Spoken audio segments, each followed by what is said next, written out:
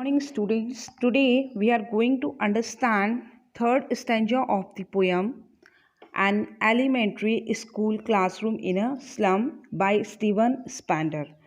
And as you all know very well that Sir Stephen Harold Spander CBE, basically his works concentrated on themes of social injustice and class struggle, okay? And same theme has been used over here in this poem. So, what is the theme of this poem? The poem touches upon the themes of social injustice and class inequality. Okay, it questions the value of education in a slum. Actually, this poem is just to inform us, is just to let us know that what is the difference between slum education and high class society children's education. So we are going to read in this poem that what is the value of education in a slum. It exposes the widespread neglect of these children who are uncared for, like rootless waits who are. It gives the readers a description of malnourished children with pale faces like rootless weeds. And moreover, poet says that these children are far away from any facility. They are lack of energy, but the poem does not dwell upon does not dwell upon pessimism. It highlights the role of educators and the more privileged class in society to liberate the children and infuse them with human creativity. Means poet wants to means what? Poet demands equal opportunities for education for the poor and underprivileged. Okay, and we have already understood that in our previous videos so that I have sent you, okay, in those previous videos we have already understood in first stanza what has been described. In first stanza, poet has described the appearance of children. Okay, how do slum children look? Okay, it was cleared in that video. So those students who have recently joined, for them I'm briefing this first stanza, that in first stanza what is described that these children are far away from healthy environment. They are compared to rootless weeds. Okay, they are hair scattered on their pale faces. Then we have seen four kind of the children. Those children who are sitting in the classroom are described over here. Okay, and in second stanza we have already explained. I've already explained to you, and we have already learned that the pictures those are hung on the classroom walls. Okay, are of no use, worthless to slum children, because their world is different. Their world is just opposite to what is shown in the classroom. See, awarding the world its world means open-handed map. Awarding the world its world means that these children are shown the beautiful world, and actually reality in reality, if we would like to see that their world is related to the slum, where they don't have any clear sky, where they don't have any explorations, where they don't have any opportunity. So awarding the world its world. Students, those who have recently joined, I would like to tell them, please go through part 1 and part 2 of this poem. Now third stanza. Surely Shakespeare is wicked, the map a bad example, with ships and sun and love tempting them to still, for lives that slyly turn in their cramped holes, from fog to endless night. On their slag heap these children wear skins pipped through by bones and spectacles of steel, with mended glass like bottle bits on stones. All of their time and space are foggy slums, so blot their maps with slums as big as dome. So in third stanza, poet has changed his tone. Poet has changed his tone. Means in first and second stanza, the tone of the poet was you can say sad, hopeless. But here poet has used what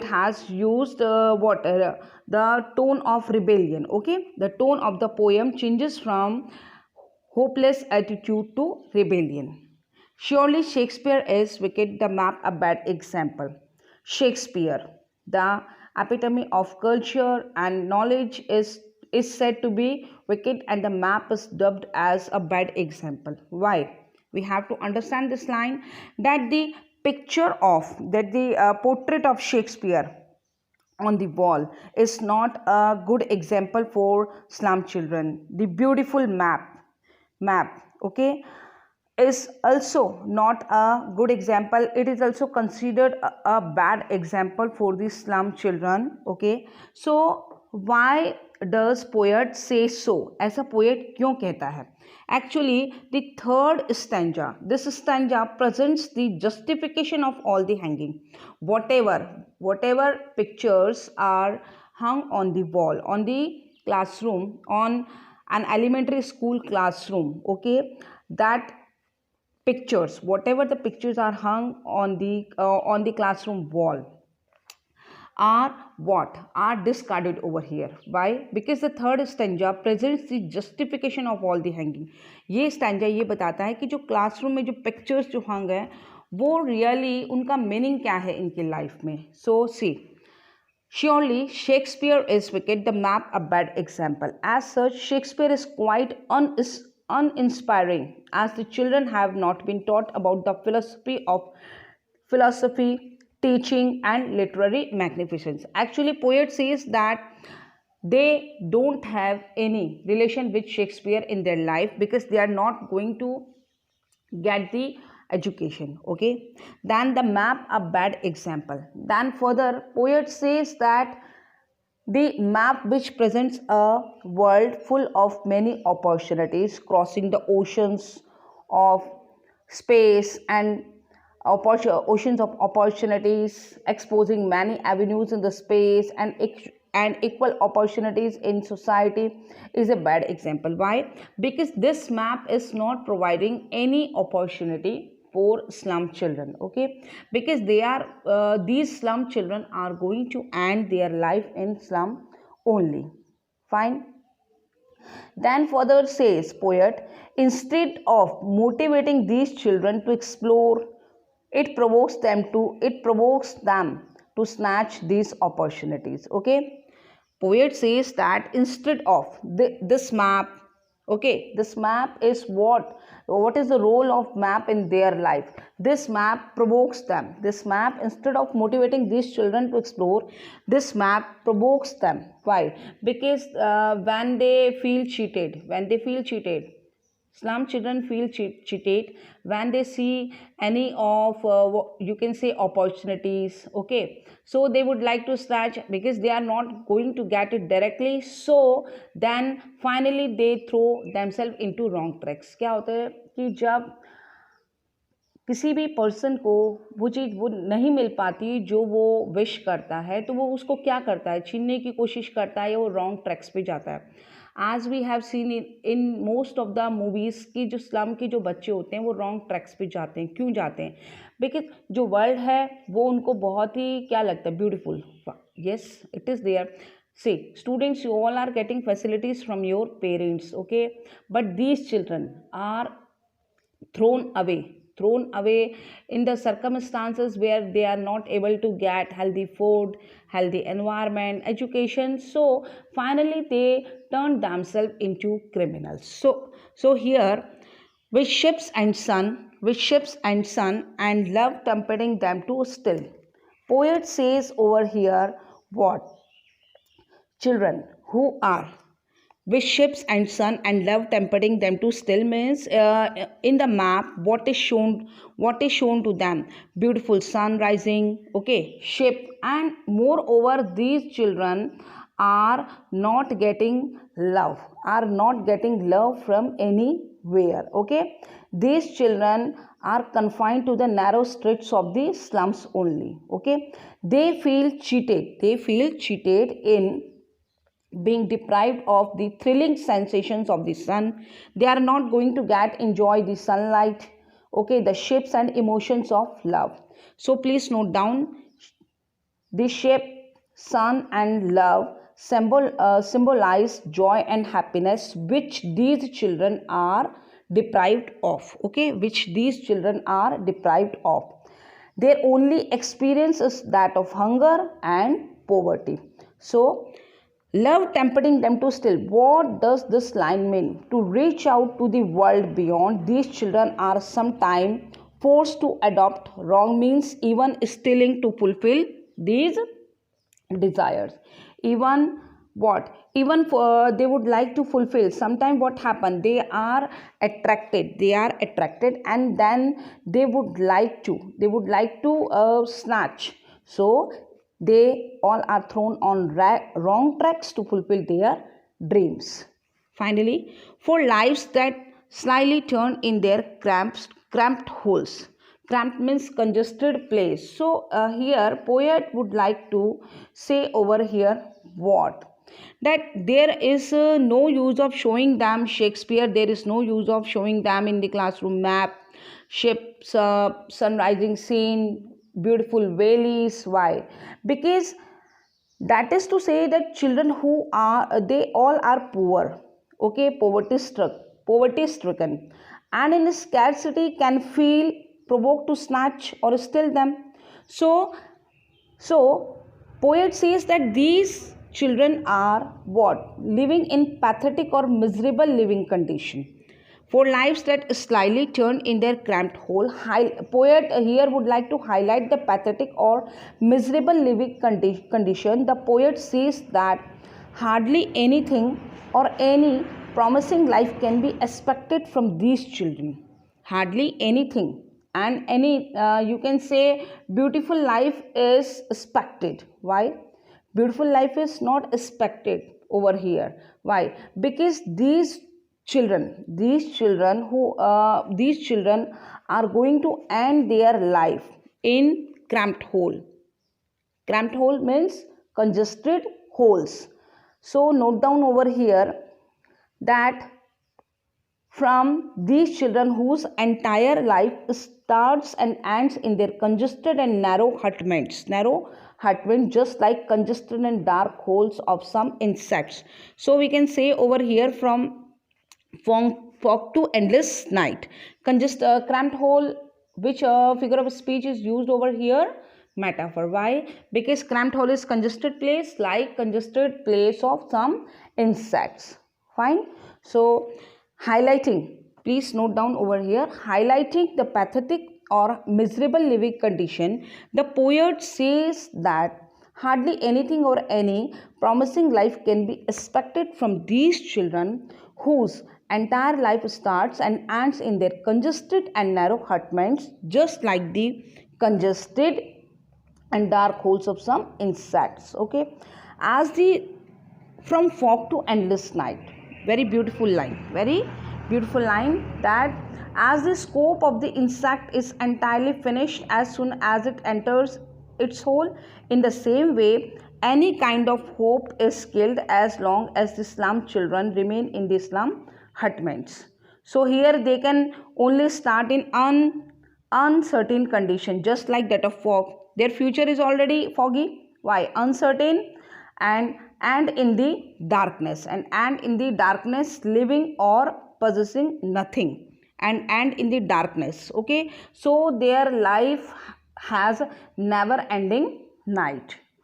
Then poet says, on their slag heap is also a metaphor over here, used over here. On their slag heap these children wear skins pipped through by poles. These children are so lean and thin that they hardly look any they hardly look look hardly as humans. These children are so lean and thin that they look hardly as humans. Means you can't say them human. Rather, they seem to be skeleton. Poet feel that they have just skeleton. Okay, they all are like skeleton. Rather, they seem to be skeleton covered with a covering of skin through which the entire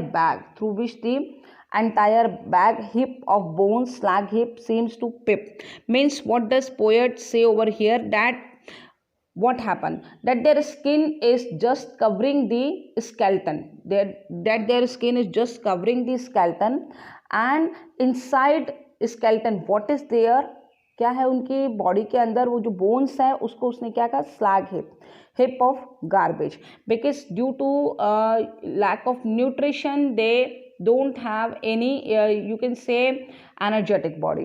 So poets say that their rather they seem to be skeleton covered with a covering of the skin through which the entire bag of bones seems to pip. Okay, so they are very thin and that's why bone is pipping outside from their skin. Okay, these children wear skins pipped through by bones and spectacles of steel. Poet here says that these children wear the repaired glass. Wear the from fog ff alliteration. Fine. So further poet says that these children wear skins pipped through by bones and spectacles of steel. Poet says that these children wear the repaired glass which are discarded by rich people. किसी ने उनको जो है वो means bag में दे दिया हो, भीख में दे दिया हो, आल्म्स में मिल गया, उसको कुछ भी, finally they get the spectacles from somewhere. Okay, so these children wear the repaired glass in which the broken pieces of glasses have been fixed. Broken pieces of glasses, why? Because they don't have enough money to buy new glasses. So they mend it, they repair it, and then they finally wear those glasses with mended glass, like bottle bits on stone. Okay, like bottle bits on simile. We can use which figure of speech is used over here? Like bottle bits on simile. Bottle bits on stones. Have you seen when you throw a piece of stone on any glass or window pane? Can you see what kind of marks are made over there? Okay, in the same way they wear the spectacles with mended glass, with repaired glass. Okay, so poet says that these children wear the repaired glasses in which the broken pieces of glasses have been fixed and which cannot present them any kind of result. Okay, so the poet means to say that their life and vision is simply in fragments, just like broken pieces of glass. Means their life and vision is simply in fragments, in pieces, and just like broken pieces of glass. Okay, so with mended glass like bottle bits and stone. All of their time and space are foggy slum. Their entire geographical surroundings are restricted to the slum and their future is covered with uncertainty. So all of their time and space are foggy slum. Means what? That they are going to end their life in slum only. It is mentioned over here.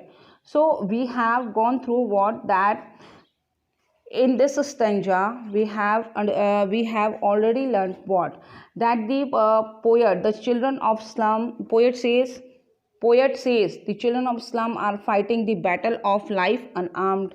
They are troubled by disease and despair, hopeless attitude. For them Shakespeare, map, okay, are of no use. So poets say that why? Because for these children literary excellence is far far-fetched thing and hence seems wicked. The map of the wall gives them false aspiration as it makes them aware of the beautiful world given by God. Then the world of these children feel what cheated and then they would like to steal all those beautiful opportunity of the world. जब उनको नहीं मिलता है, जब आप उनको show करोगे तो वो उसको क्या करेंगे, स्टिल करने की कोशिश करेंगे. Okay, Then we have understood that there is, you can say, there is no use of showing them these beautiful pictures. Why? Because their life is going to end in their congested hutments, okay, like the insects life, and in what hole. Then we have understood that further poet says that their body is just like, you can say, slag heap. Why? Because it is a skeleton, okay, covered with, it is their body is what, just skeletons covered with skins. Then we have understood that they wear spectacles with mended glass. Means poet has described the slum children over here, okay, what is the condition of their slum and where they all live. It is described in this stanza. Then finally poet says that why poet is provoking again and again to us that don't show them beautiful world, don't show them beautiful map and all, because all of their time and space are foggy slum, because these children are going to end their life in this slum, okay, and they are not going to get any opportunity to come out. So all of their time and space are foggy slum. Fine. So it is the explanation of the third stanza. I hope that you all have understood it. And finally, I would like to tell you that you all have to note down in your copy, in your notebooks, the stanza third nutshell. Okay. Fine. Thank you. Have a nice day.